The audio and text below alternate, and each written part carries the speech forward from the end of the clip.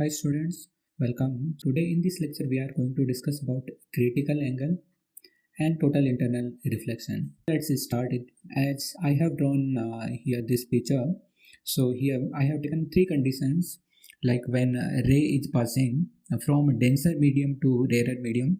So some part of it will be reflected back and some part of it will be refracted in other medium.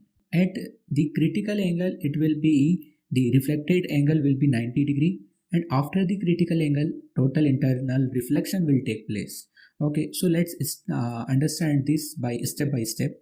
So first of all, the required condition for the critical angle and total internal reflection is that light should be traveling from optically denser medium to rarer medium. This is the required condition. There if light is traveling from rarer medium to denser medium, then the critical angle and total internal reflection cannot take place.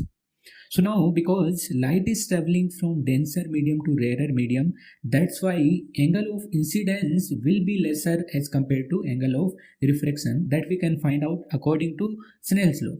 Now if you increase the incidence angle, then refraction angle will also increase.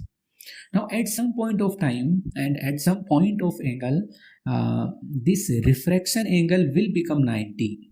At some point of incident angle, refraction angle will become 90. So this angle is known as critical angle. Okay, so at the critical angle, the theta 2 that we are taking, that will become 90, and because here as I am taking, this is some denser medium and another medium is the rarer medium, and or we can take it as vacuum. So that's why n2 is 1, and if we use Snell's law we can write down n1 sine theta 1 is equals to n2 sine theta 2. So n1 sine theta 1 is the condition for medium 1 and n2 sine theta 2 is condition for medium 2.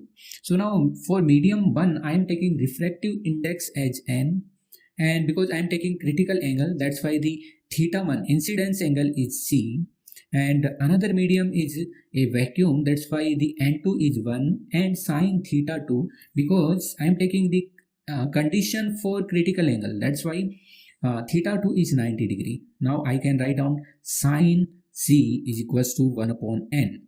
Okay, so from here the formula for the critical angle is C equals to sine inverse 1 by n. This is a important formula that you should keep in your mind. So now this is the condition for critical angle that we have covered.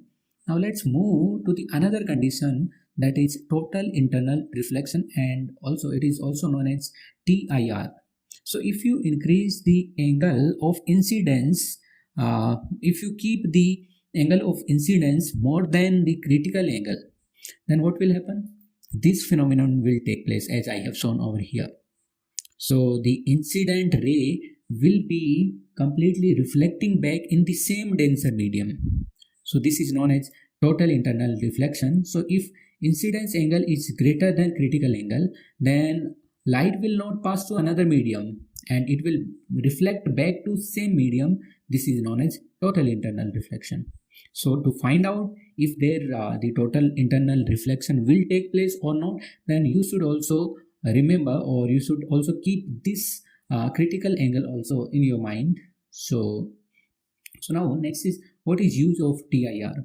So TIR is used in optical fibers, like if you want to transmit some electrical input signal to some another place using some cable. So this cable is known as optical fiber. Here in the core we use some denser optical material, and in the outer layer we use some lesser denser optical material or some rarer optical material. So when light will travel, so it will not reflect, it will not come out from these side, it will just keep on doing the total internal reflection and keep on traveling in this optical fiber, and this is how it will reach to another point, and the same electrical output signal will come out of there. So now like this we can use the total internal reflection.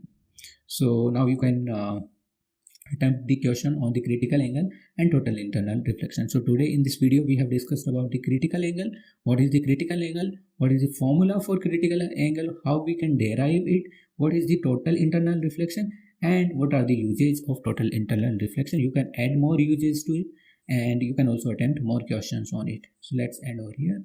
Thank you very much.